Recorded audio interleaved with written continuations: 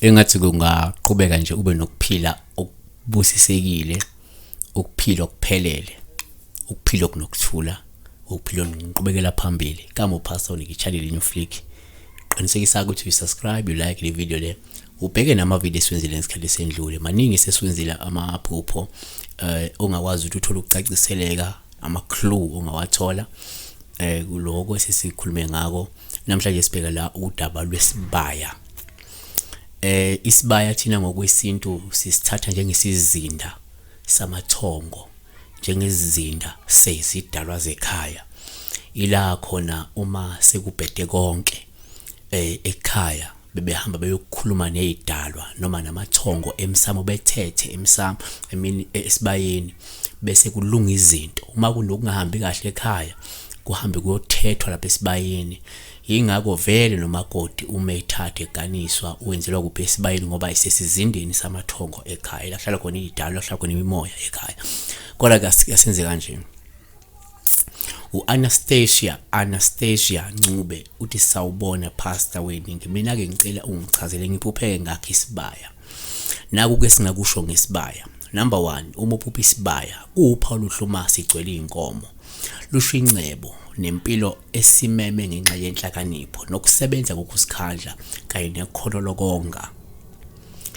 Number 2, futhi uma uphupha isibaya kuwuphawu luhle uma sigcwele inkomo. Lusho ukuthi umsamo wakho ulungile futhi amathongo anethezekile ngaphakathi komuzi. Number 3, uma uphupha futhi isibaya kuwuphawu luhluma izinkomo zingena kuso. Lusho ukuthi lindele incebo ezayo. Number 4, futhi uma uphupha isibaya kuwuphawu luhluma izinkomo zingena kuso. Kungabuye nje kusho ukuthi noma kusho ukungena kwamathongo nokuthi asengaphakathi. Futhi uma kungukuthi kade wenze umsebenzi wokwangenisa kusho ukuthi ke uphumelele lo msebenzi. Number 5, uma uphupha futhi isibaya kuwuphawu luhle kakhuluma usakha. Lusho ukwakha kanye nokwandisa umndeni wakho nokuthuthukisa impilo yakho nomndeni wakho. Number 6, uma uphupha isibaya kuwuphawu luhle kakhulu uma usakha. Lungabuye lusho nje nqhubekela phambili ukuchuma nesidingo sokuvuselela umnotho wokhokho bakho. Ngenzeka okhokho bakho babecebile, babenothile, bafuna ukuthi uthathe isinyathelo sokuvuselela lengcebo lomnotho. Yabona. Number 7, futhi uma uphupha isibaya kuwuphawu luhle kakhulu uma usakha. Lungabe lusho ukwakha, ukuvuselela nokulungisa umsamo uma kungukuthi awusekho. Number 8, uma uphupha futhi isibaya kuwuphawu olubi uma singenalutho. Lungasho ukweswela, ukuntula, inhlupheko nokuvaleka ngakwezemali. 9, uma uphupha isibaya kuwuphawu olubi futhi uma singenalutho. Lungabe lusho ukuthi azikho idalwa futhi kunesidingo sokuthi uzingenise ngaphakathi komuzi.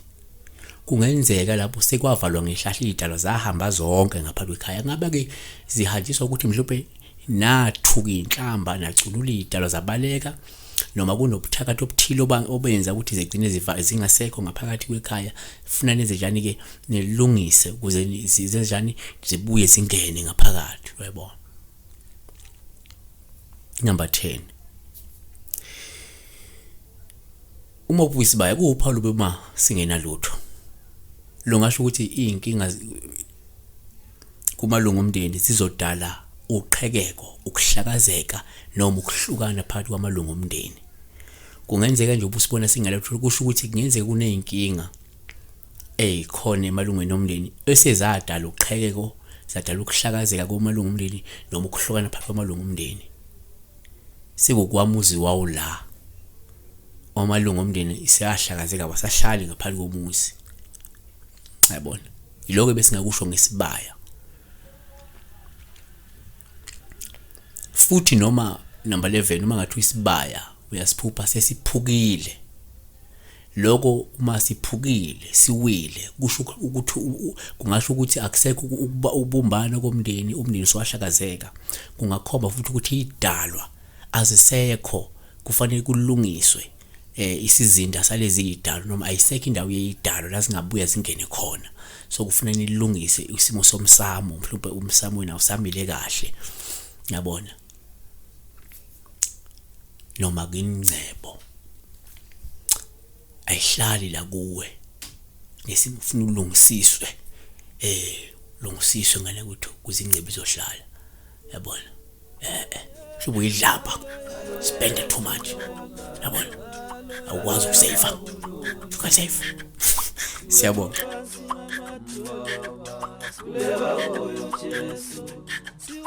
Siweni